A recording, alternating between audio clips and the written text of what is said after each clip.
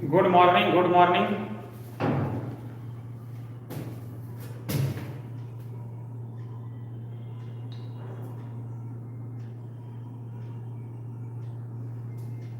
आवाज आ रही है?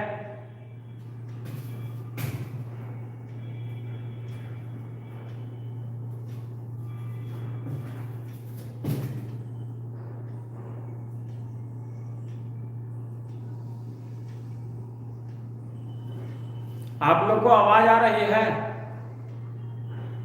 हाँ ठीक है। ऋषुराज,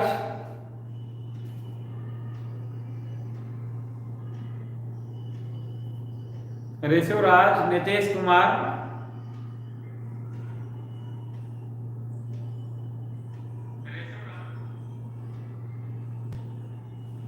चलिए ठीक है, ठीक है। Good morning, good morning. तो स्टार्ट करें।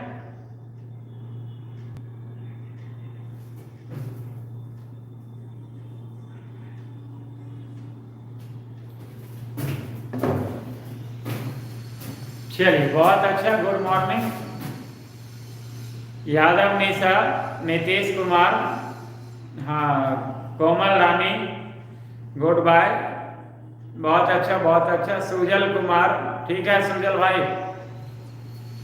तो स्टार्ट कर रहे हैं। पहला क्वेश्चन की ओर चल रहे हैं हम लोग। पहला क्वेश्चन की ओर चल रहे हैं। जैसा कि आपको पता है कि ब्रह्मास्त्र बैच चल रहा है, जो 2025 के लिए, इस बार के लिए आप लोग का एग्जाम में जो आने वाला इंपॉर्टेंट क्वेश्चन है, वही सब क्वेश्चन का हम लोग डिस्कशन कर रहे हैं। और जो भी आप लोग का क्वेश्चन हो रहा है उसको जो है आप लोग बढ़िया से देखा कीजिए। जैसा कि एग्जाम आप लोग का मात्र लगभग में 10 दिन बचा हुआ है, 10-12 दिन। आप लोग का 3 दिन पहले से ही आपका क्वेश्चन चल रहा है, सब इंपॉर्टेंट क्वेश्चन। ऐसे तो 16 दिसंबर से ही आप लोग का इसी चैनल पे, के फिजिक्स ट्यूटोरियल चैनल पे ही रोज शाम में 7 बजे से आपका चल रहा है। उस क्लास में भी आप लोग टोटल भागीदारी बनाइएगा, जिसमें सारा लॉन्ग क्वेश्चन, जितना भी लॉन्ग क्वेश्चन है, शाम 7 बजे से डेली हो रहा है। शाम 7 बजे से 15 से 20 मिनट तक, ज़्यादा देर का क्लास भी नहीं होगा। एक क्वेश्चन का डेली हो रहा है शाम में, रोज 7 से शाम में रोज 7 बजे। 16 दिसंबर से ही वो शुरू हुआ था। वो 16 दिसंबर से ही हुआ था, 26 दिसंबर या 16 दिसंबर से हुआ था। और ये जो है आपका 16 जनवरी से हुआ है, यानी कि 3 दिन पहले से हुआ है। रोज 11:15 में क्लास शुरू हो जाता है। इसमें जितना भी लॉन्ग क्वेश्चन और शॉर्ट क्वेश्चन और ऑब्जेक्टिव, आपका दोनों क्लास किया कीजिए। जो बच्चा क्लास अभी तक नहीं किए हैं, शाम में 7 बजे से जो हो रहा है उसको एक बार बढ़िया से देख लीजिएगा। हो सके 2 या 3 बार उसको देख लीजिएगा, तो आपको लगभग में क्या हो जाएगा, याद हो जाएगा। और ये जो क्लास आपका चल रहा है 11:15 बजे से, इसको भी बढ़िया से देखा कीजिए। और जहाँ दिक्कत रहे उसमें आप क्वेश्चन भी पूछ सकते हैं, ठीक है। रोशन कुमार, तो क्लास हम लोग स्टार्ट करते हैं, बिना लेट किए हम लोग स्टार्ट करते हैं, ठीक है। अगर क्वेश्चन आ जाए, जैसे लॉन्ग क्वेश्चन है, प्रणाम सर, ऋषुराज खुश रहिए। जैसे आपका क्वेश्चन अगर आ जाए, ठीक है, अगर क्वेश्चन आपका आ जाए, ठीक है, क्वेश्चन अगर आ जाए कि विद्युत द्विध्रुव के कारण, विद्युत द्विध्रुव के कारण, है ना, अक्षीय या निरक्षीय या किसी भी स्थिति में क्वेश्चन आ जाए कि विद्युत द्विध्रुव के कारण, विद्युत द्विध्रुव के कारण किसी भी स्थिति में, किसी भी स्थिति में, ठीक है, विद्युत द्विध्रुव के कारण किसी भी स्थिति में विद्युत क्षेत्र की तीव्रता और विभव ज्ञात करें, है ना। विद्युत क्षेत्र की तीव्रता आपका क्वेश्चन है, तथा विभव ज्ञात करें। ये 5 नंबर का क्वेश्चन आएगा। ये क्वेश्चन आपका 5 नंबर का रहेगा, है ना। क्वेश्चन आपका 5 नंबर का रहेगा कि किसी भी स्थिति में विद्युत द्विध्रुव के कारण, जैसा कि आपको पता है कि विद्युत द्विध्रुव में 2 आवेश होता है ना। विद्युत द्विध्रुव में जैसे 2 आवेश होता है, विद्युत द्विध्रुव किसको कहते हैं? दो गो आवेश प्लस क्यू और माइनस क्यू, है ना। विद्युत द्विध्रुव का दो गो आवेश प्लस क्यू और माइनस क्यू, दो आवेश है और जिसके बीच का दूरी को हम लोग 2l से सूचित करते हैं। विद्युत द्विध्रुव के बीच का जो लंबाई होता है उसको 2l से सूचित करते हैं। और इस विद्युत द्विध्रुव के कारण किसी भी स्थिति में मान लेते हैं यहां पर कुछ दूरी है, मान लीजिए r दूरी है, यहां पर आपको कोई बिंदु P है और इसी बिंदु पर आपको निकालना है विद्युत क्षेत्र की तीव्रता और विद्युत विभव। ये आपका क्वेश्चन दिया हुआ है। तो कुछ कोण बना रहा है, मान लेते हैं थीटा कोण बना रहा है। ये विद्युत द्विध्रुव का मध्य बिंदु हो गया, यानी केंद्र हो गया, वो मान लेते हैं। यहाँ से r दूरी पर जो कि थीटा कोण पर स्थित है, r दूरी पर कोई बिंदु P है और यहीं पर निकालना है आपको विद्युत क्षेत्र की तीव्रता और विभव। तो एक बार इस आवेश के कारण, एक बार इस आवेश के कारण, नहीं तो इस आवेश के कारण अगर निकालते हैं तो ये वाला दूरी लेना पड़ेगा, है ना। थोड़ा सा और इसको ये कर देते हैं, ठीक है। और इस आवेश के कारण निकालेंगे तो ये वाला दूरी लेना पड़ेगा। ना तो आपको ये मालूम है ना तो ये मालूम है, ठीक है।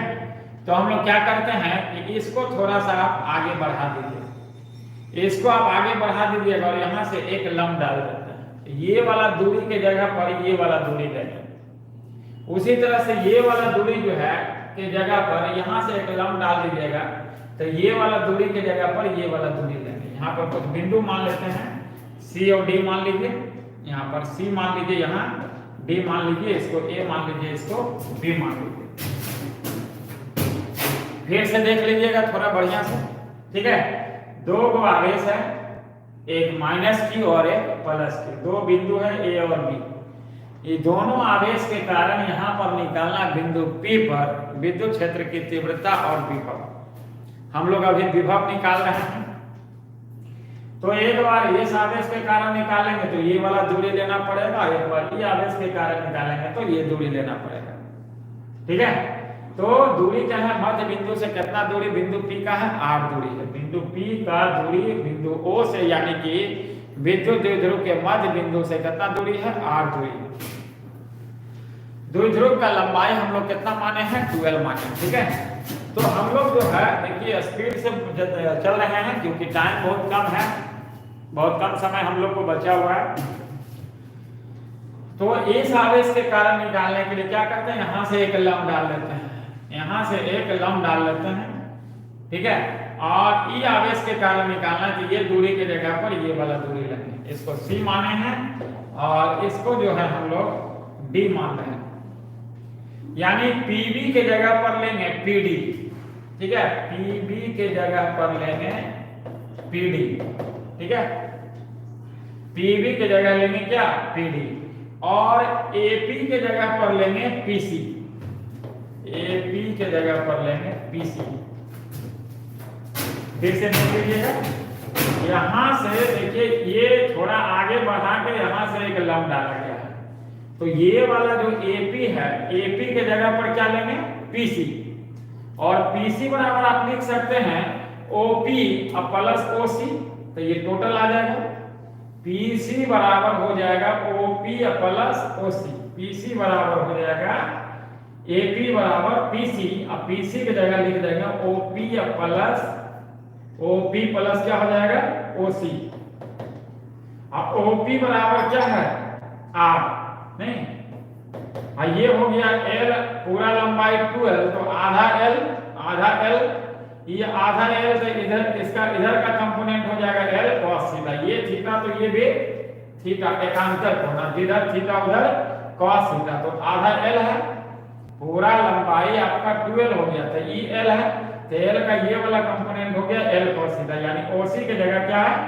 L cos theta. यहाँ लिख सकते हैं आप OC बराबर है L cos थीटा।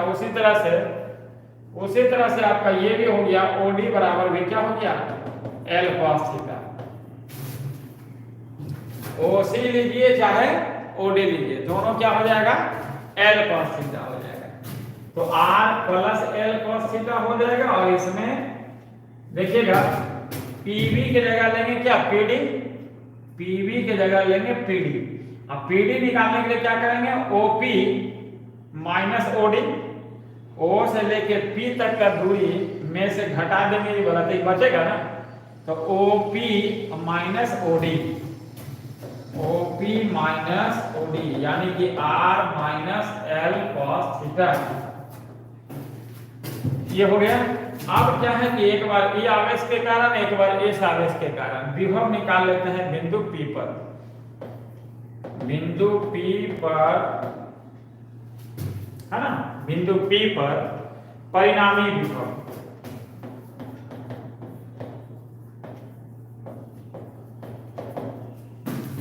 एक बार इस आवेश के कारण निकालेंगे, एक बार इस आवेश के कारण। विभव का फार्मूला आप लोग देख चुके हैं 1/4 पाई एप्सिलॉन नॉट Q बटे R, नहीं 1/4 पाई एप्सिलॉन नॉट Q बटे R। तो अगर प्लस वाला Q के कारण निकाल रहे हैं ना, ये प्लस वाला Q के कारण निकाल रहे हैं तो Q बटे R, तो R के जगह ये वाला दूरी लेंगे यानी PV, अब PV की जगह क्या है PD, अब PD की जगह देखिए दिया हुआ है R में से ही घटाए थे L cos थीटा, ये वाला जो दूरी आया था R minus L cos theta, देखिए R minus L cos theta, ठीक है।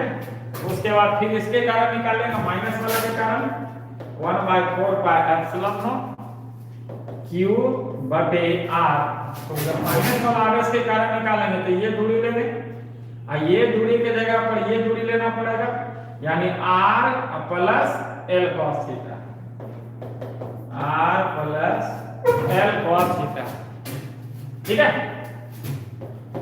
जो कॉमन आएगा उसको कॉमन ले लेंगे, जो कॉमन आएगा उसको कॉमन ले लेंगे, 1/4 pi epsilon naught Q common आ गया, यहाँ बच रहा है 1/R minus L cos theta, अब प्लस माइनस माइनस, ये प्लस है माइनस है माइनस हो गया 1/R plus L cos theta, ठीक है। ये भी बराबर हो गया 1/4 pi epsilon naught Q, LCM ले लेंगे R plus L cos theta, R minus L cos theta, R plus L cos theta और R minus L cos theta, ये इधर आ जाएगा, ये इधर चल जाएगा, ये इधर चल गया, ये इधर चल गया, तो R plus L cos theta minus R minus minus plus L cos theta, देखिएगा ये R minus L cos theta और R plus L cos theta, ये इधर चला आया R plus L cos theta हो गया और ये वाला इधर चल जाएगा तो माइनस में है तो minus R minus minus plus L cos theta, ये देखिए कट जाएगा plus L cos theta minus L cos, नहीं ये R कटेगा इसमें, minus R plus R cut गया, ये A प्लस B और A माइनस B, तो A square minus B square, ये भी बराबर हो जाएगा 1/4 pi epsilon naught Q, L cos theta plus L cos theta 2L cos theta, 2L cos theta, A plus B A minus B बराबर A square minus B square, यानी R square minus L square cos square theta, ठीक है। अब Q into 2L बराबर क्या होता है P, आपको बताया गया विद्युत द्विध्रुव आघूर्ण। विद्युत द्विध्रुव आघूर्ण क्या है कि एक आवेश का परिमाण और दोनों आवेश के बीच का दूरी, यानी कि P बराबर Q into 2L, Q into 2L की जगह क्या लिखेंगे P लिखेंगे, तो ये फार्मूला आपका सिद्ध होके आ जाएगा V बराबर 1/4 pi epsilon naught P cos theta बटे R square minus L square cos square theta, ठीक है। ये फार्मूला आपका सिद्ध होके आ गया। ये दो आवेश था विद्युत द्विध्रुव के कारण, ये 5 नंबर का क्वेश्चन आता है। लैंग्वेज अगर आएगा लिखने के लिए, अगर लैंग्वेज इसमें लिखना रहेगा तो लिखिएगा कि माना कि दो आवेश है एक विद्युत द्विध्रुव में, लैंग्वेज बढ़िया से थोड़ा हम लोग स्पीड लेके चल रहे हैं क्योंकि टाइम बहुत कम है, इसी को बाद में भी 1-2 बार सुन लीजिएगा, बढ़िया से देख लीजिएगा। माइनस Q और प्लस Q दो आवेश है, दोनों आवेश के बीच का दूरी हम लोग का 12 है, ठीक है। विद्युत द्विध्रुव के मध्य बिंदु से आर थीटा निर्देशांक वाले बिंदु पर, आर थीटा निर्देशांक यानी कि आर दूरी हो गया, मध्य बिंदु से कितना दूरी हो गया, आर दूरी हो गया। अब कोण कितना है, थीटा कोण है। तो आर थीटा निर्देशांक वाले बिंदु P पर यहाँ पर निकालना है विद्युत विभव। ठीक है, तो यहाँ पर जो विभव निकालना है बाबू, तो यहाँ पर विभव निकालने के लिए क्या करेंगे हम लोग, इसको भी थोड़ा सा इधर यहाँ से जो है ये दूरी जो था इस पर एक लंब डाल दिए और इसको थोड़ा सा आगे बढ़ा के यहाँ से भी एक लंब डाल दिए। तो ये जो आपका PB का जो दूरी है, जो P से लेके B तक का जो दूरी है, ये दूरी नहीं लेके जहां पर आप लंब डाले हैं ये वाला दूरी लेंगे। देखिए उंगली देख लीजिए, यानी PD लेंगे, PB के जगह पर लेंगे PD। ठीक है, PB के जगह पर लेंगे क्या, PD। और ये आपका OD बराबर क्या है, L cos थीटा। देखिए लिखा हुआ है, जिधर थीटा उधर cos थीटा, पूरा 12 है ना भैया, पूरा 12 है, तो आधा L आधा L, ये L का इधर वाला कंपोनेंट क्या हो जाएगा, L cos थीटा। तो यहाँ से लेके यहाँ तक देखिए R है, अब उसमें से ये वाला L cos थीटा घटा दीजिएगा तो ये बचेगा ना, क्लियर है। तो R minus L cos theta. ठीक है, उसी तरह से ये वाला दूरी निकालना है, देख लीजिएगा यहाँ से लेकर यहाँ तक निकालना है, ये टोटल निकालना है। तो आप यहाँ से यहाँ तक जो R है उसमें से ये वाला L cos थीटा जोड़ दीजिएगा तो ये पूरा आ जाएगा ना, आएगा, आएगा कि नहीं आएगा। तो उसी तरह से R plus L cos theta, यानी कि प्लस Q के कारण अगर निकालेंगे, अगर प्लस Q के कारण विभव निकालेंगे, यहाँ पर देखिए लिखा हुआ है विभव, तो यहाँ पर निकालना है तो दोनों के कारण, यहाँ पर जो विभव निकालना है बिंदु P पर, परिणामी विभव दोनों आवेश के कारण है, तो यहाँ पर निकालेंगे दोनों आवेश के कारण। देखिए 1/4 पाई एप्सिलॉन नॉट Q बटे R होता है फॉर्मूला, तो Q बटे R, तो R के जगह अगर प्लस वाला के कारण निकालेंगे तो ये वाला दूरी के बराबर, तो कितना है R minus L cos theta. इसमें से इसको घटाए थे तब नहीं आया था, है ना। और उसी तरह से अगर इसके कारण निकालेंगे तो ये टोटल दूरी लेना पड़ेगा R plus L cos theta. अब क्या किए हैं, लघुत्तम ले लिए हैं, नहीं ये लघुत्तम ले लिए हैं R minus L cos theta, R plus L cos theta. जो कॉमन है 1/4 पाई एप्सिलॉन नॉट Q, देखिए कॉमन है, यहाँ भी है 1/4 पाई एप्सिलॉन नॉट Q, यहाँ भी आपको बाहर कर दिया गया है। उसके बाद A minus B, A plus B, देखिए लघुत्तम आ गया, ये इधर आ गया, ये इधर चल गया, माइनस R प्लस R खत्म, L cos theta 12 cos theta, A plus B, A minus B बराबर A square minus B square, और Q इंटू 12 बराबर क्या होता है P, यानी कि V बराबर आपका फॉर्मूला सिद्ध होके आ गया, V बराबर क्या है 1/4 pi epsilon naught P cos theta बटे R square minus L square cos square theta.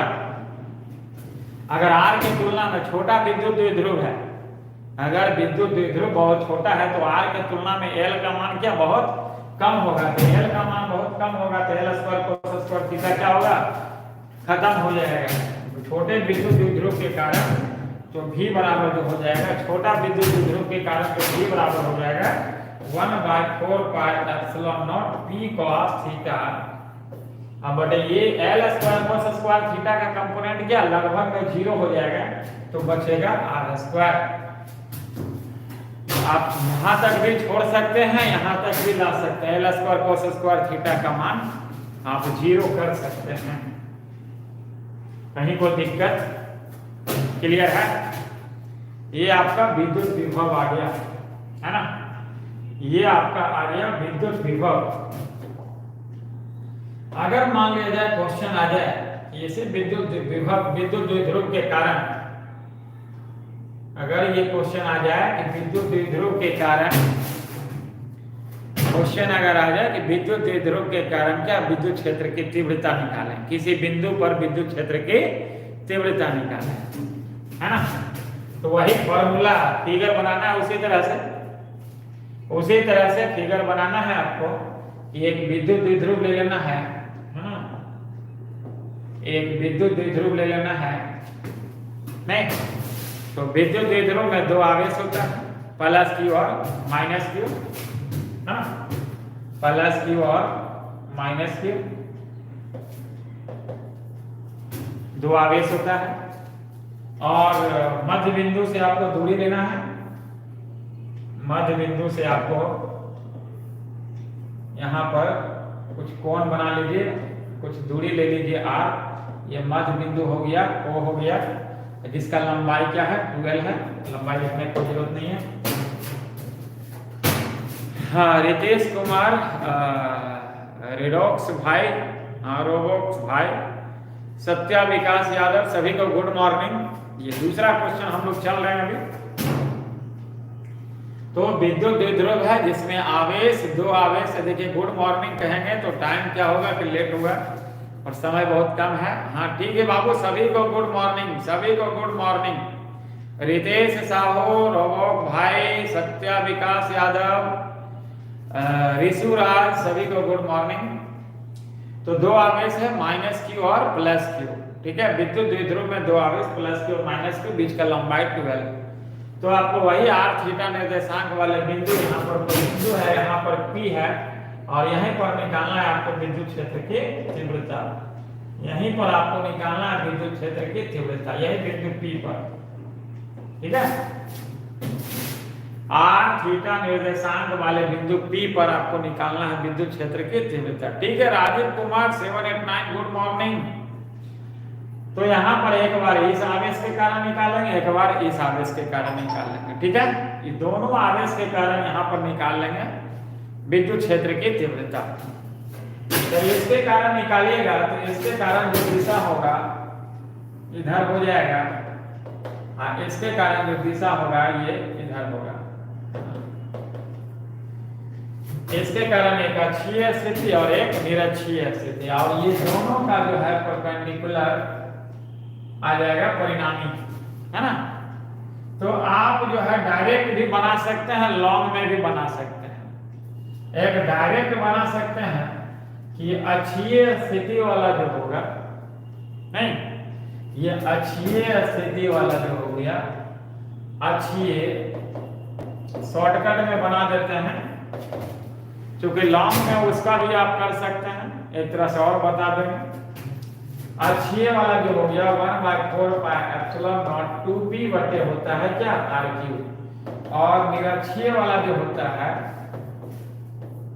1/4πε0 p बटे r3, ठीक है। 1/4πε0 2p बटे r3 और निरक्षीय वाला 1/4πε0 2p बटे r3। अक्षीय वाला में आपको पता है कि cos थीटा लगता है ना, E1 बराबर E cos थीटा डायरेक्ट लिख देते हैं 1/4πε0 2p cos थीटा बटे r3, और E2 बराबर जो हो जाएगा निरक्षीय वाला में 1/4πε0 p cos थीटा बटे r3। अब एक आपका U1 है और एक E2 है, दोनों का परपेंडिकुलर आपको ले लेना है, लंबवत ले लेना है। तो लंबवत लेने के लिए यानी E निकालने के लिए क्या करेंगे, दोनों का जोड़ के वर्गमूल कर देंगे, दोनों का square, E1 square plus E2 square, नहीं E1 square plus E2 square कर लेंगे। तो E बराबर √E1 square plus E2 square. तो E1 का मान दिया हुआ है 1/4πε0 2p cos थीटा बटे r3 का square plus 1/4πε0 p cos theta बटे r3 का स्क्वायर, ठीक है। अब जो कॉमन आएगा उसको कॉमन ले लेंगे, 1/4πε0 p बटे r3, देखिए कॉमन आ रहा है 1/4πε0 p बटे r3, देखिए यहाँ भी है 1/4πε0 p बटे r3, यहाँ भी है, कॉमन आ गया है। 2 cos थीटा का स्क्वायर बच रहा है, तो 4 cos स्क्वायर थीटा, और प्लस यहाँ जो है आपका साइन थीटा बच रहा है, ठीक है। यहाँ पर आपका साइन थीटा, cos थीटा नहीं, गलती से लिखा गया, यहाँ साइन थीटा p P बटे R Q sine theta 1/4 pi epsilon naught 1/4 pi epsilon naught, ठीक है। P बटे आर क्यू यहाँ पे था तो P साइन थीटा बटे आर क्यू हो गया। यहाँ पर आपका साइन थीटा लेंगे, यहाँ पर लेंगे P साइन थीटा, ठीक है। यहाँ पर हो जाएगा साइन स्क्वायर थीटा, यहाँ पर क्या हो जाएगा साइन स्क्वायर थीटा। अब यहाँ पर जो है कोस स्क्वायर को भी बदल सकते हैं या साइन स्क्वायर को भी बदल सकते हैं। तो कोस स्क्वायर को बदलिएगा तो 1 माइनस साइन स्क्वायर थीटा, और साइन स्क्वायर को बदलिएगा तो 1 माइनस कोस स्क्वायर थीटा। आप किसी को भी बदल सकते हैं। तो E बराबर हो जाएगा 1/4 पाई एप्सिलॉन नॉट P बटे R Q 4 cos square theta 1 minus cos square theta, इसका देखिए बढ़ाई देते हैं 4 cos square theta plus 1 minus cos square theta. 4 cos square theta में एगो कोस स्क्वायर थीटा चला गया, हाँ ठीक है सूरज कुमार। तो 3 कोस स्क्वायर थीटा और 1, यानी कि E बराबर जो बचेगा 1/4 पाई एप्सिलॉन नॉट P बटे R Q 1 plus 3 cos square theta. ये फार्मूला आपका सिद्ध होके आएगा। तो आपका दूसरा क्वेश्चन ये था, ये भी लॉन्ग क्वेश्चन ही है कि विद्युत द्विध्रुव के कारण किसी भी स्थिति में निकालना था आपको विद्युत क्षेत्र की तीव्रता। तो विद्युत द्विध्रुव आपको फिर से फिगर चाहिए तो बढ़िया से बना देते हैं, आपको बढ़िया से फिगर बना देते हैं। इस फिगर को आप 2 आवेश मान लेते हैं, ठीक है 2 आवेश मान लेते हैं, 2 आवेश मान लीजिए, ठीक है -q और +q, -q और +q 2 आवेश मान लेते हैं। और विद्युत द्विध्रुव में 2 आवेश होता है, और इस विद्युत द्विध्रुव के कारण किसी भी स्थिति में जो कि मध्य बिंदु से दूरी लेते हैं, थीटा कोण है और r दूरी है। यहाँ पर कोई बिंदु है और यहीं पर निकालना है बिंदु P पर विद्युत क्षेत्र की तीव्रता, ठीक है यहीं पर निकालना है विद्युत क्षेत्र की तीव्रता। थोड़ा सा और कम दूरी कर देते हैं, हो सकता है आपको नहीं दिख रहा होगा। यहाँ पर बिंदु P है और यहीं पर निकालना है विद्युत क्षेत्र की तीव्रता। तो यहाँ पर एक बार इस आवेश के कारण, एक बार इस आवेश के कारण, दोनों के कारण आपको निकालना है। तो इस आवेश के कारण निकालेंगे तो ये वाला दूरी लेना पड़ेगा, और ये आवेश के कारण निकालेंगे तो ये दूरी लेना पड़ेगा।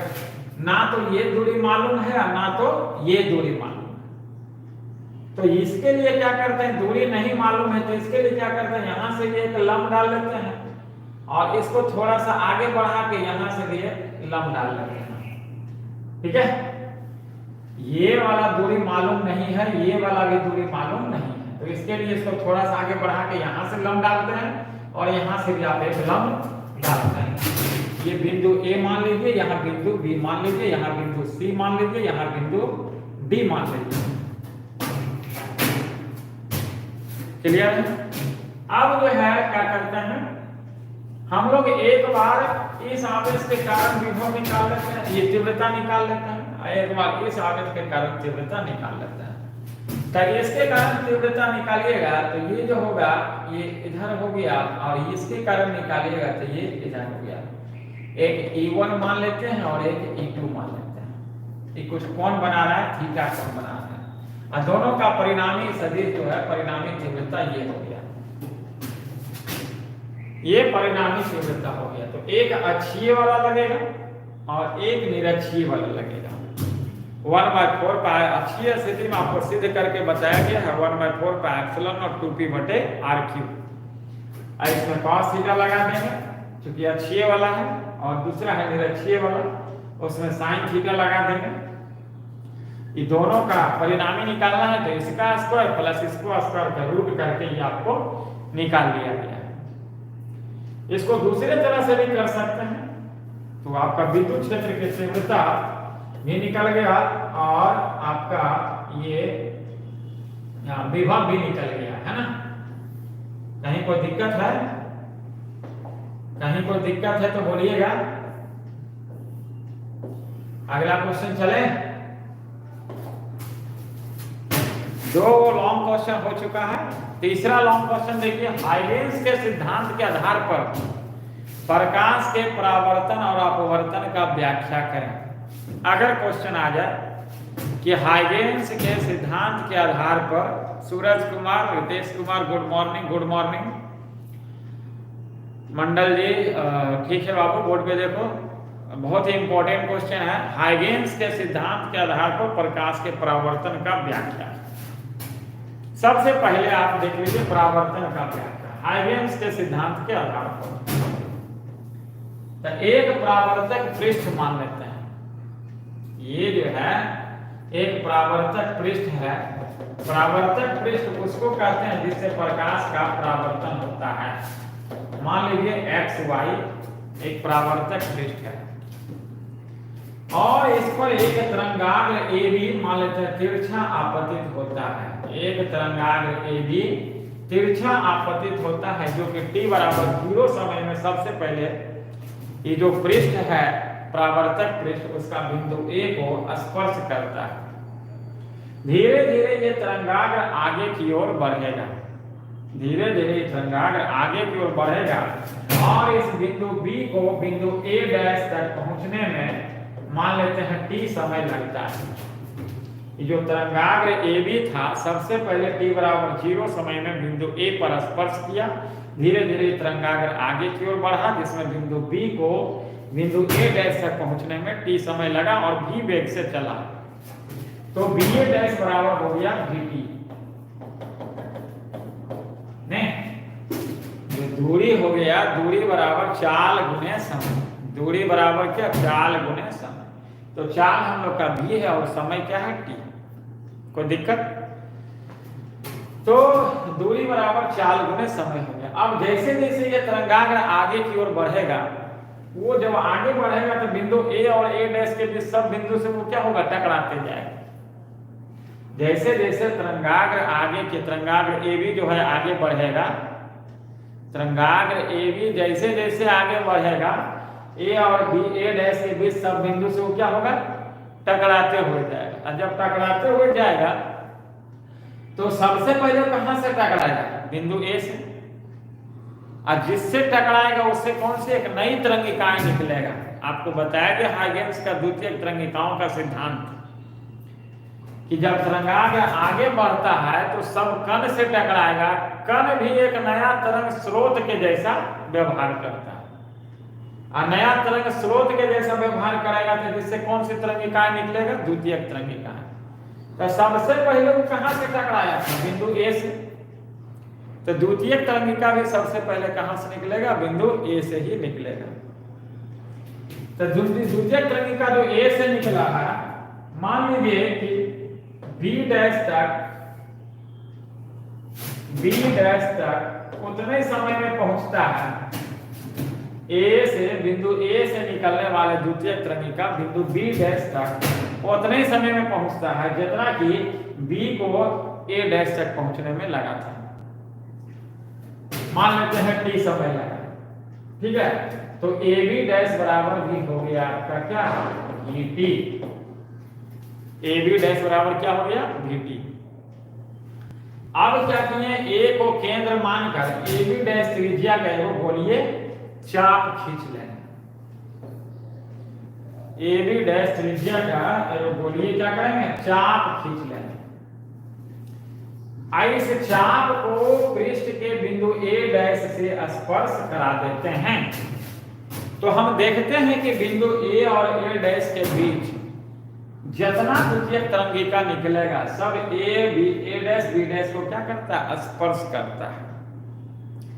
यानी A डैश B डैश कौन सा तरंगाग्र हो गया? द्वितीयक तरंगाग्र हो गया, ठीक है। A डैश B डैश हो गया द्वितीयक तरंगाग्र हो गया। कहीं कोई दिक्कत? क्लियर है? ये आपको याद रखना है। तो मेरे ख्याल से इतना क्लियर हो गया होगा। ये हाइगेंस के द्वितीयक तरंगिकाओं के सिद्धांत के आधार पर प्रकाश के परावर्तन का व्याख्या है। फिर से एक बार देख लीजिएगा, इसमें जो लैंग्वेज लिखना पड़ेगा, पूरा लैंग्वेज है आपका, इसमें पूरा लैंग्वेज है। लिखना क्या है कि माना कि एकदम ध्यान से गौर से 2 बार 4 बार सुन लीजिएगा बाद में भी। माना कि x x डैश एक प्रावर्तक पृष्ठ है जिस पर AB न एक तरंगाग्र तिरछा आपतित हो रहा है, तिरछा आपतित हो रहा है, जो t बराबर 0 समय में यानी शुरुआत में सबसे पहले बिंदु A पर आया और धीरे धीरे ये तरंगाग्र आगे की ओर v वेग से बढ़ेगा। बिंदु B जो है तरंगाग्र का बिंदु B को पृष्ठ के बिंदु A डैश तक पहुंचने में माना t समय लगता है। अब v वेग से चल रहा था, तो जब v वेग से चल रहा था t समय लगा, तब BA डैश बराबर क्या हो गया VT, दूरी बराबर चाल गुने समय। और जैसे जैसे ये तरंगाग्र आगे की ओर बढ़ेगा, जैसे जैसे ये तरंगाग्र आगे की ओर बढ़ेगा, A और A डैश के बीच विभिन्न बिंदुओं से टकराते हुए जाएगा। क्योंकि तरंगाग्र जो है आगे चलेगा तो A और A डैश के बीच बिंदु से वो टकराते हुए जाएगा। जब टकराएगा तो कौन सी तरंगिका निकलेगा, द्वितीयक तरंगिका निकलेगा। तो सबसे पहले कहां से टकराया था, बिंदु A से टकराया था, तो द्वितीयक तरंगिका भी सबसे पहले कहां से निकलेगा, बिंदु A से ही निकलेगा। तो A से जो द्वितीयक तरंगिका निकला, माना कि बिंदु B डैश तक पहुंचने में उतना ही समय लिया जितना कि बिंदु B को A डैश तक पहुंचने में समय लेगा। यानी कि BA डैश बराबर VT, तो AB डैश बराबर भी क्या हो जाएगा, VT। अब क्या किए हैं कि A को केंद्र मानकर AB डैश त्रिज्या के को लिए चाप खींचेंगे, चाप खींच के उसको क्या करेंगे, A डैश से इसको मिला देंगे। जब A डैश से मिला देते हैं तो हम देखते हैं क्या कि A और A डैश के बीच जितना द्वितीयक तरंगिका निकलता है सब A डैश B डैश को क्या करता है, स्पर्श करता है, सब A डैश B डैश को स्पर्श करता है। हम कह सकते हैं कि A और A डैश के बीच जितना द्वितीयक तरंगिका निकला, द्वितीयक तरंगिका इसको क्या करता है, स्पर्श करता है। अच्छा, प्रावर्तित तरंगाग्र हो गया। कहीं कोई दिक्कत यहाँ तक क्लियर है, कहीं कोई दिक्कत? अब इसमें देखिए त्रिभुज है A डैश तथा त्रिभुज AB dash A dash, AB dash A dash. बढ़िया से देख लीजिएगा, क्वेश्चन आया हुआ है। AB A डैश त्रिभुज है AB A डैश, और एक त्रिभुज है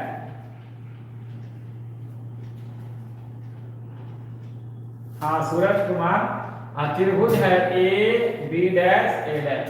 ठीक है, ये दोनों त्रिभुज में आप देख सकते हैं, दोनों त्रिभुज में क्या है, ये दोनों त्रिभुज में आप देख सकते हैं कि AB A डैश, इसमें जो है BA डैश, और त्रिभुज इसमें देखिएगा AB डैश, दोनों का मान देखिए VT आया हुआ है ना, ये दोनों तो बराबर हो गया। क्लियर? अब इस त्रिभुज में A डैश और इस त्रिभुज में भी A डैश, दोनों त्रिभुज में A डैश देखिए आ रहा है, कॉमन A डैश बराबर A dash, side angle side, दोनों साइड बराबर है ना, बराबर। जब बराबर है तो एंगल ये I बराबर एंगल R, कोण I बराबर कोण R, यही परावर्तन का नियम है। में है जब दो गो इस त्रिभुज में BA डैश का मान VT है, इस त्रिभुज में देखिए AB डैश का मान VT है, जब दोनों का AB डैश और BA डैश बराबर है, और दूसरा इस त्रिभुज में देखिए AA डैश आ रहा है और इस त्रिभुज में भी AA डैश आ रहा है, तो तीसरा आपका साइड कौन बचा, कोण इसका और कोण इसका, दोनों का कोण क्या होगा, बराबर होगा। कोण I बराबर कोण R, आपतन कोण बराबर परावर्तन कोण, यही परावर्तन का नियम है। हाइगेन्स के सिद्धांत के आधार पर परावर्तन का यही नियम है। एक बार बढ़िया से दिमाग में सेट कीजिए, सब आपको दिखाई दे रहा है कि नहीं दे रहा है?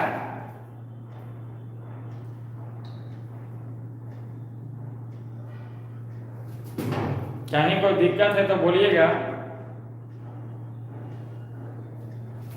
चलिए ठीक है।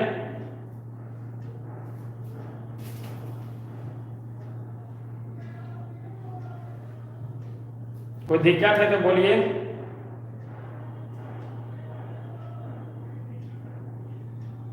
चलिए, दिख तो रहा है भैया। सूरज कुमार आप बोले नहीं दिख रहा था, ये दिख रहा है, देख लीजिए। हम भी यहाँ देख रहे हैं, देखिए दिख रहा है।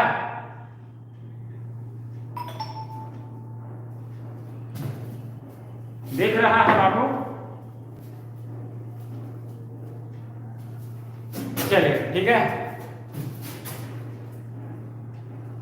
हाँ, कल क्लास नहीं हुआ था, कल संडे था, कल क्लास नहीं हुआ था। कल क्लास नहीं हुआ था। 16, 17, 18 हुआ था। 16, 17, 18, फिर आज 20 तारीख को हो रहा है, ये चौथा क्लास है। हाँ हाँ, क्या है रोबोक्स भाई, आपको दिखता नहीं? यहाँ तो दिख रहा है, 144 पर हम लोग को दिख रहा है। और बहुत इंपॉर्टेंट क्वेश्चन है, इसका जितना अभी बोले हैं उसी सबका लैंग्वेज इसमें लिखाएगा। और आपका व्हाट्सएप चैनल पे सबका आंसर भी भेजा गया है, और व्हाट्सएप चैनल का लिंक भी भेजा गया है इसमें यूट्यूब पे। इसी यूट्यूब पे आपका लिंक भी भेजा हुआ है। आप सब्सक्राइब कर लीजिएगा, अगर कर लेते हैं तो आपका टोटल क्वेश्चन आपका आ जाएगा। सब्सक्राइब तो किए हुए रहेगा, आ जाता होगा। शाम में भी 7 बजे से चल रहा है, शाम में 7 बजे से चल रहा है लॉन्ग क्वेश्चन। स्पेशली उसमें सिर्फ लॉन्ग क्वेश्चन हो रहा है शाम में 7 बजे से, इसी चैनल पे के फिजिक्स ट्यूटोरियल यूट्यूब जो चैनल है, इसी पर वो 10-15 दिन से चल रहा है। और ये आपका 4 दिन, चौथा दिन है ये। 11 बजे जो स्टार्ट हुआ, 11:30 बजे से। ये दोनों क्लास इंपॉर्टेंट है और भरपूर मात्रा में उसको पढ़िए। ये तो परावर्तन हो गया ना, परावर्तन, ठीक है। अब अपवर्तन का व्याख्या इसी में अगर क्वेश्चन आ जाए कि हाइगेन्स के सिद्धांत के आधार पर, देखिए इसी को हम लोग यहाँ कर देते हैं। अगर क्वेश्चन आ जाए कि हाइगेन्स के सिद्धांत के आधार पर प्रकाश के अपवर्तन का व्याख्या, ठीक है, तो ऐसा करते हैं, इसको थोड़ा सा ऊपर कर देते हैं। तो हाइगेन्स के सिद्धांत के आधार पर प्रकाश के अपवर्तन का व्याख्या है ना। उसी तरह से x डैश मान लेते हैं एक अपवर्तक पृष्ठ है। यहाँ पर माने थे क्या, परावर्तक पृष्ठ, ठीक है। फिजिक्स के एग्जाम तक चलेगा ना सर? हाँ भैया, फिजिक्स के एग्जाम तक चलेगा। एग्जाम के पहले आपका मैराथन बैच होगा 3 घंटे का, 3 घंटे का मैराथन बैच होगा। क्लास कंटिन्यू रखिए, वो आप सब्सक्राइब किए हुए रहिएगा यूट्यूब चैनल जो है, तो आपको ऑटोमेटिक पता चल जाएगा अभी जितना भी क्लास हो रहा है। सिर्फ ये 2025 में जो एग्जाम देने वाले हैं उन्हीं के लिए क्लास हो रहा है। तो जो भी क्लास होगा, चाहे क्वेश्चन जाए, चाहे आंसर जाए, चाहे लॉन्ग क्वेश्चन हो या ऑब्जेक्टिव का क्वेश्चन हो या सब्जेक्टिव, जो भी क्वेश्चन होगा आपके चैनल पे आ जाएगा, आपको खुद घर में पता चल जाएगा। शाम में भी हो रहा है 7 बजे से। जो नहीं जुड़े हैं उनको अपने दोस्तों को बता दीजिएगा। तो अपवर्तन का व्याख्या में है कि x डैश एक अपवर्तक पृष्ठ है, ठीक है। x डैश क्या है, एक अपवर्तक पृष्ठ है ना। ये अपवर्तक पृष्ठ है और इसमें जो है एक तरंगाग्र AB तिरछा आपतित हो रहा है। एक तरंगाग्र AB तिरछा आपतित हो रहा है और सबसे पहले कहां, बिंदु A से टकराया था। पहला माध्यम में बिंदु A से टकराया था और धीरे धीरे ये तरंगाग्र आगे की ओर बढ़ेगा। पहला माध्यम, तो पहला माध्यम में ये आगे की ओर बढ़ा और बिंदु B को बिंदु A डैश तक, पृष्ठ के बिंदु A डैश तक पहुंचने में माना कि T समय लगा। हम लोग लिखेंगे क्या, x डैश एक अपवर्तक पृष्ठ, उसमें परावर्तक पृष्ठ था, इसमें अपवर्तक पृष्ठ है। x डैश एक अपवर्तक पृष्ठ है जिसमें एक तरंगाग्र AB तिरछा आपतित हुआ, जो t बराबर 0 समय यानी स्टार्टिंग में वो सबसे पहले कहां, बिंदु A पर आपतित हुआ और ये तरंगाग्र धीरे धीरे आगे की ओर बढ़ेगा। बिंदु B को A डैश तक, पृष्ठ के बिंदु A डैश तक पहुंचने में मान लेते हैं कि t समय लगा, और पहला माध्यम में वेग मान लेते हैं v1 और दूसरा माध्यम में वेग मान लेते हैं v2। तो ये जो है v1 वेग से आगे बढ़ रहा है, तो ba डैश यानी दूरी बराबर चाल गुने समय। तो चाल कितना है v1 है, समय t है, तो ba डैश बराबर v1t। ba डैश बराबर क्या हो गया v1t। अब ये तरंगाग्र आगे की ओर बढ़ा, तो जैसे जैसे ये आगे बढ़ेगा, जैसे जैसे ये तरंगाग्र आगे बढ़ेगा, ए और ए डैश के बीच सब बिंदु से क्या होगा, टकराते जाएगा। नहीं, जैसे जैसे तरंगाग्र ए बी आगे की ओर बढ़ता है, ए और ए डैश के बीच विभिन्न बिंदु से वो टकराते हुए जाता है। नहीं, तो जब टकराते हुए जाएगा तो सब जगह से द्वितीयक तरंगिका निकलेगा, सब जगह से द्वितीयक तरंगिका निकलेगा। तो सबसे पहले वो टकराया था बिंदु ए से, तो द्वितीयक तरंगिका भी सबसे पहले कहां से निकलेगा, बिंदु ए से निकलेगा। तो ए से जो द्वितीयक तरंगिका निकला, ये दूसरा माध्यम में मान लेते हैं कि बी डैश तक, दूसरा माध्यम में मान लेते हैं बिंदु बी डैश तक, है ना, दूसरा माध्यम में बिंदु बी डैश तक उतने समय में पहुंचता है, बिंदु बी डैश तक उतने समय में पहुंचता है। दिखाई दे रहा है ना, ठीक है। बी डैश तक उतने समय में पहुंचता है जितना कि बिंदु बी को ए डैश तक पहुंचने में लगा था, यानी कि टी समय। यानी कितना समय, टी समय लगा। तो ए बी डैश बराबर भी क्या हो जाएगा, ए बी डैश बराबर v2t। पहला माध्यम में ये जो तरंगाग्र ए बी था, जो तिरछा आपतित हुआ था, धीरे धीरे आगे जो बढ़ा था, ये तरंगाग्र v1 वेग से आगे बढ़ा था। अब दूसरा माध्यम में जो द्वितीयक तरंगिकाएं निकल रहा था बिंदु ए से, जो दूसरा माध्यम में बिंदु बी डैश तक गया है, ये v2 वेग से गया है, तो v2t। दूरी बराबर चाल गुने समय, तो ए बी डैश बराबर क्या, v2t। अब क्या करेंगे, ए को केंद्र मान लेंगे और ए बी डैश त्रिज्या का एक चाप खींच लेंगे। ए को केंद्र मानकर ए बी डैश त्रिज्या का एक गोलीय चाप खींच लेते हैं, और चाप खींच के हम इसको ए डैश से, पृष्ठ के बिंदु ए डैश से इसको क्या करते हैं, स्पर्श करा देते हैं। तो जब स्पर्श करा देते हैं तो हम देखते हैं क्या कि ए और ए डैश के बीच, जैसे ए बी तरंगाग्र आगे बढ़ रहा था तो सबसे तरंगाग्र निकल रहा था, द्वितीयक तरंगिकाएं निकल रहा था ना, तो जितना द्वितीयक तरंगिकाएं निकल रहा है सब ए डैश बी डैश को क्या करता है, स्पर्श करता है। यानी ए डैश बी डैश परावर्तित या अपवर्तित तरंगाग्र होगा, है ना। इसका लैंग्वेज आएगा लिखने के लिए तो आपको यही लिखना पड़ेगा। लैंग्वेज अगर आएगा लिखने के लिए तो यही लिखना है, ठीक है। लैंग्वेज आएगा तो यही लिखना है आपको। हाँ, सबसे पहले x डैश एक अपवर्तक पृष्ठ है जिस पर एक तरंगाग्र ए बी तिरछा आपतित होता है। तरंगाग्र ए बी धीरे धीरे आगे की ओर v1 वेग से बढ़ता है। बिंदु तरंगाग्र के बिंदु B को पृष्ठ के बिंदु A डैश तक पहुंचने में मान लेते हैं t समय लगा। अब v1 वेग से चल रहा है तो दूरी बराबर हो जाएगा चाल गुने समय। तो BA डैश बराबर हो जाएगा क्या, BA डैश बराबर हो जाएगा v1t। BA डैश बराबर क्या हो जाएगा, v1t, ठीक है। अब जैसे जैसे ये तरंगाग्र आगे की ओर बढ़ेगा, भाई जैसे तो धीरे धीरे ये ए और ए डैश के सब बिंदु से वो टकराते हुए जाएगा। जब टकराते हुए जाएगा तो सबसे कौन सी तरंगिका निकलेगा, द्वितीयक तरंगिका। और जब द्वितीयक तरंगिका निकला तो सबसे पहले तो टकराया कहां से, बिंदु ए से, तो द्वितीयक तरंगिका भी निकलेगा सबसे पहले ए से।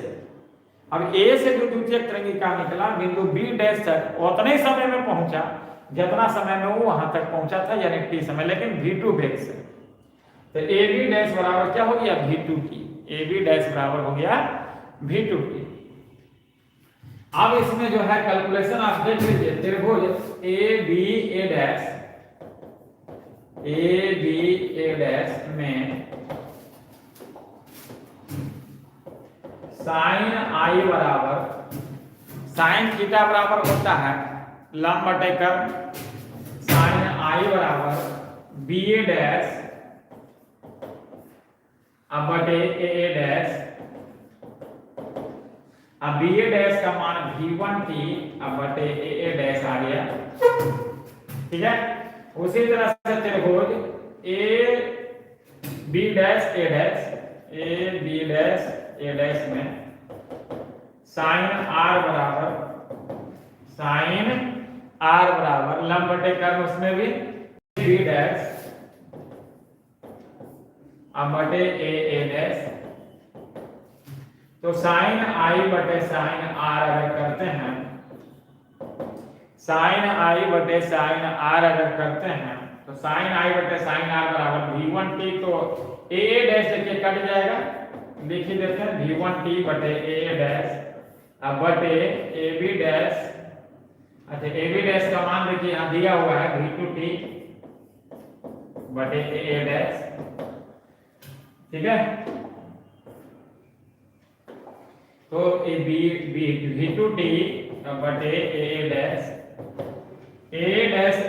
आपका कट जाएगा, ये कट जाएगा, टी भी कट जाएगा, यानी V1 बटे V2, और यही आपका स्नेल का नियम है, नहीं है?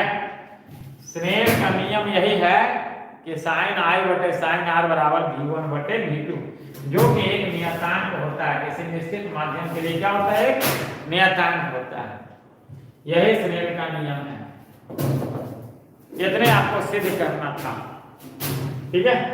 फिर से देख लीजिए, इस त्रिभुज में ए बी ए डैश, त्रिभुज ए बी ए डैश में साइन आई बराबर लंब बटे कर्म, तो बी ए डैश बटे ए डैश, अब बी ए डैश का मान देखिए आया हुआ है V1t, उसी तरह से इस त्रिभुज में देखिए साइन आर बराबर लंब बटे कर्म, तो ए बी डैश और ए बी डैश का मान देखिए आया हुआ है V2t, ठीक है, V2t रख दिए हैं बटे ए डैश, दोनों को बटे कर दिए, आ गया।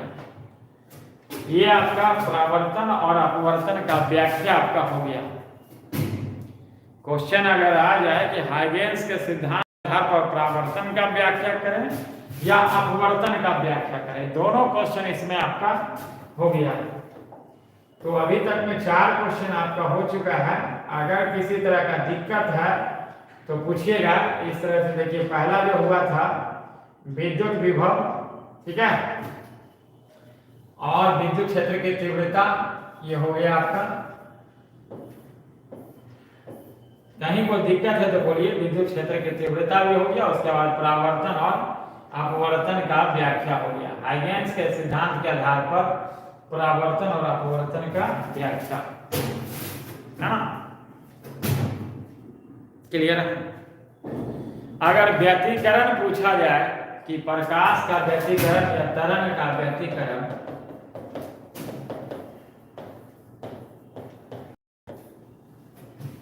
व्यतिकरण का क्या शर्त है, तो व्यतिकरण का शर्त यही है कि व्यतिकरण में क्या होता है कि 2 या 2 से अधिक प्रकाश तरंगे एक साथ एक माध्यम में चलकर एक दूसरे से अध्यारोपित होती है। चलने के बाद एक नया तरंग का निर्माण होता है। समान आवृत्ति तथा समान तरंगदैर्घ्य की तरंगे, 2 या 2 से अधिक समान आवृत्ति या समान तरंगदैर्घ्य के तरंगे एक साथ चलकर एक दूसरे से अध्यारोपित होती है, और अध्यारोपित होने के बाद एक नया तरंग का वो क्या करेगा, निर्माण कर देगा। तो नया तरंग का जो विस्थापन होगा, जो आवृत्ति, जो क्या कहते हैं आपका ऊर्जा होगा, है ना, सब अलग हो जाएगा ना होगा। वो जो नया तरंग का जो ऊर्जा होगा, जो तीव्रता होगा, इन अवयवी तरंगों के ऊर्जाओं तीव्रताओं के योगफल से भी क्या होगा, भिन्न होगा। इसी घटना को हम लोग कहेंगे क्या, व्यतिकरण। अगर व्यतिकरण का परिभाषा आ जाए लिखने के लिए तो यही कहना है कि जब 2 या 2 से अधिक समान आवृत्ति की तरंगे जब एक माध्यम में चलता है, एक दिशा में चलता है, तो चलने के बाद सब एक दूसरे से किसी स्थान पर अध्यारोपित होता है। अध्यारोपित होने के बाद क्या होता है, एक नया तरंग का निर्माण हो जाता है। तो नया तरंग का जो ऊर्जा होगा, जो तीव्रता होगा, इन अवयवी तरंगों के तीव्रताओं के योगफल से भी क्या होगा, भिन्न होगा, या तो ज्यादा या कम। इस घटना को कहेंगे तरंग का व्यतिकरण। परिभाषा आएगा तो लिख लीजिएगा। पूछेगा व्यतिकरण कितना प्रकार के, तो 2 प्रकार के, संपोषी व्यतिकरण और विनाशी व्यतिकरण। व्यतिकरण आपका 2 प्रकार का, संपोषी व्यतिकरण और विनाशी व्यतिकरण। संपोषी व्यतिकरण और विनाशी व्यतिकरण, है ना। व्यतिकरण आपका 2 प्रकार का होता है। अगर 2 या 2 से अधिक तरंगे एक साथ चलकर किसी समय दोनों एक दूसरे से मिलने के बाद एक नया तरंग का जो निर्माण किया, तो नया तरंग का ऊर्जा या तीव्रता इन अवयवी तरंगों के तीव्रताओं के योगफल से अगर अधिक होगा, इन तीव्रताओं के योगफल से अगर अधिक होगा नया तरंग का जो तीव्रता है, नहीं, अगर दोनों तरंग के तीव्रता के योगफल से भी ज्यादा हो गया नयिका तरंग का तीव्रता, तो इस घटना को कहेंगे संपोषी व्यतिकरण। और अगर नयिका तरंग का तीव्रता इन अवयवी तरंगों के तीव्रताओं के योगफल से अगर कम हो गया, तो इसको कहेंगे क्या, विनाशी व्यतिकरण। संपोषी व्यतिकरण और विनाशी व्यतिकरण। अगर नया तरंग का तीव्रता इन अवयवी तरंगों के तीव्रताओं के योगफल से अगर ज्यादा हो गया था संपोषी व्यतिकरण, और नयिका तरंग का तीव्रता इनके तरंग के तीव्रताओं के योगफल से अगर कम हो गया, तो क्या हो गया, विनाशी व्यतिकरण। यानी व्यतिकरण आपका 2 प्रकार का। अगर व्यतिकरण का शर्त पूछ दिया जाए कि व्यतिकरण का शर्त क्या है, तो व्यतिकरण का शर्त आप यही लिखिएगा कि दोनों तरंग का आयाम बराबर या लगभग बराबर होना चाहिए। आयाम जो होना चाहिए बराबर या लगभग बराबर होना चाहिए, तरंगदैर्घ्य बराबर या लगभग बराबर होना चाहिए। सभी तरंगे, दोनों तरंगे एक ही दिशा में गति करना चाहिए, है कि नहीं। जो स्लेट के बीच का जो दूरी है बहुत कम होना चाहिए, पर्दा ज्यादा दूर पर नहीं होना चाहिए, यही सब है। इसमें जितना पॉइंट आप लिख सकते हैं, है ना। अगर ये सब क्वेश्चन आ जाए तो आप आराम से लिख सकते हैं, ठीक है। अगला क्वेश्चन है कि हाइड्रोजन स्पेक्ट्रम के बारे में आएगा लिखने के लिए, है ना। अगर क्वेश्चन आ जाए कि हाइड्रोजन स्पेक्ट्रम के बारे में, तो हाइड्रोजन स्पेक्ट्रम जो है, हाइड्रोजन स्पेक्ट्रम के बारे में अगर लिखने के लिए आ जाए तो कहिएगा कि बामर नामक वैज्ञानिक ने, बामर एक वैज्ञानिक का नाम है बामर, बामर नामक वैज्ञानिक ने हाइड्रोजन स्पेक्ट्रम का खोज किया था। नहीं, हाइड्रोजन स्पेक्ट्रम का खोज जो है बामर नामक वैज्ञानिक ने किया था। ये हाइड्रोजन स्पेक्ट्रम में जो है 5 श्रेणियां पाई जाती है। हाइड्रोजन स्पेक्ट्रम में पूछ दिया जाए कि कितना श्रेणी होगा, तो 5 श्रेणी पाया जाता है ना।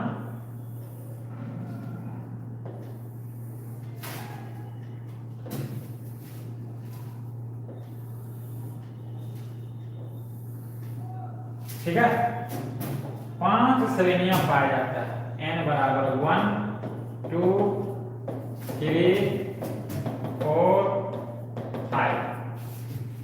जो सबसे पहला श्रेणी है उसको हम लोग लाइमन श्रेणी कहते हैं। क्या कहते हैं, लाइमन श्रेणी, ठीक है। जो सबसे पहला श्रेणी जो नीचे वाला जो सबसे है उसको कहते हैं लाइमन श्रेणी। उसके ऊपर जो है उसको कहते हैं बामर श्रेणी। क्या कहते हैं, बामर श्रेणी। लाइमन के ऊपर में कौन सा श्रेणी है, बामर श्रेणी। और उसके ऊपर जो है पाश्चन श्रेणी, इसके ऊपर जो है तीसरा है पाश्चन श्रेणी। और चौथा में जो है आपका ब्रैकेट श्रेणी, चौथा में जो है आपका ब्रैकेट श्रेणी। और पांचवा में जो है पूर्ण श्रेणी। 5 श्रेणी आपको पाए जाएगा। पूछ दिया जाए अगर क्वेश्चन में कि जो है हाइड्रोजन स्पेक्ट्रम का खोज कौन किया था, तो बामर नामक वैज्ञानिक ने किया था। नहीं, उसमें 5 श्रेणियां पाया जाता है। जब किसी भी उच्चतर ऊर्जा स्तर से अगर हाइड्रोजन परमाणु प्रथम ऊर्जा स्तर में पहुंचता है, किसी भी उच्चतर ऊर्जा स्तर से, चाहे वो पहला ऊर्जा स्तर से पहुंचे या दूसरा ऊर्जा स्तर से पहुंचे, पहला में तो पहुंचना है, तो दूसरा से कम दूसरा से पहुंचेगा, तीसरा से पहुंचेगा, चौथा से पहुंचेगा, पांचवा से पहुंचेगा, पहला में पहुंचना है। नहीं, अगर पहला ऊर्जा स्तर में किसी भी उच्चतर ऊर्जा स्तर से दूसरा, तीसरा, चौथा कहीं से भी पहला में अगर पहुंचता है, तब जो श्रेणी प्राप्त होता है उसको कहते हैं लाइमन श्रेणी। ये परावैंगनिक क्षेत्र में पड़ता है। लाइमन श्रेणी जो है परावैंगनिक क्षेत्र में पड़ता है, जो कि दिखाई नहीं देता है। उसी तरह से किसी भी उच्चतर ऊर्जा स्तर से इसका तरंगदैर्घ्य जो है 912 एंगस्ट्रॉम से 1216 एंगस्ट्रॉम के बीच इसका तरंगदैर्घ्य होता है। लाइमन श्रेणी में जो होता है उसका तरंगदैर्घ्य 912 से 1216 एंगस्ट्रॉम। याद रखिएगा, कभी कभी ऑब्जेक्टिव में पूछ देता है, पूछ देगा ऑब्जेक्टिव में कौन क्षेत्र में पड़ता है, परावैंगनिक क्षेत्र में। लाइमन श्रेणी किसे कहते हैं? तो जब हाइड्रोजन परमाणु किसी उच्चतर ऊर्जा स्तर से प्रथम ऊर्जा स्तर में प्रवेश करता है, तब जो श्रेणी प्राप्त होता है उसको लाइमन श्रेणी कहते हैं। इसी तरह से किसी भी उच्चतर ऊर्जा स्तर से अगर हाइड्रोजन परमाणु किसी भी उच्चतर ऊर्जा स्तर से अगर दूसरे ऊर्जा स्तर में प्रवेश करता है, तब जो श्रेणी प्राप्त होता है उसको कहते हैं हम लोग बामर श्रेणी। नहीं, अगर हाइड्रोजन परमाणु किसी भी उच्चतर ऊर्जा स्तर से कहां प्रवेश कर रहा है? दूसरा ऊर्जा स्तर में, तब जो श्रेणी प्राप्त होता है उसको बामर श्रेणी। वो दृश्य क्षेत्र में पड़ता है, वो आपको दिखाई देता है, वो आपको दिखाई देता है, दृश्य क्षेत्र में पड़ता है। और उसी तरह से किसी भी उच्चतर ऊर्जा स्तर से हाइड्रोजन परमाणु अगर तीसरा ऊर्जा स्तर में प्रवेश करता है, तब जो श्रेणी प्राप्त होता है उसको कहते हैं पास्टल श्रेणी। ये आपका लाइमन श्रेणी जो है, बामर श्रेणी, पास्टल श्रेणी। उसी तरह से आपका चौथा नंबर में ब्रैकेट श्रेणी हो गया। किसी भी उच्चतर ऊर्जा स्तर से अगर चतुर्थ ऊर्जा स्तर में पहुंचे तो ब्रैकेट श्रेणी, किसी भी उच्चतर ऊर्जा स्तर से अगर पंचम ऊर्जा स्तर में पहुंचे तो खंड श्रेणी। ये आपका लाइमन श्रेणी जो है परावैंगनिक क्षेत्र में पड़ता है, परावैंगनिक क्षेत्र में पड़ता है, जो कि दिखाई नहीं देता है। और ये बामर श्रेणी जो है दृश्य क्षेत्र में पड़ता है, ये आपको दिखाई देता है, सिर्फ यही आपको दिखाई देता है, बाकी कोई श्रेणी आपको दिखाई नहीं देता है। ये अवरक्त क्षेत्र में पड़ता है, पास्टल श्रेणी अवरक्त क्षेत्र में पड़ता है, ये भी दिखाई आपको नहीं देता है। और ये दोनों जो है अवरक्त से दूर पड़ता है, अवरक्त से भी दूर पड़ता है, चाहे ब्रैकेट श्रेणी हो या खंड श्रेणी हो, ये भी दिखाई आपको नहीं देता है। तो इस तरह का आप लोग का टाइम हो गया। और किसी तरह का कोई क्वेश्चन है तो आप लोग पूछिए। सारा जो है व्हाट्सएप ग्रुप, व्हाट्सएप चैनल भी बना हुआ आप लोग का और व्हाट्सएप ग्रुप भी बना हुआ है।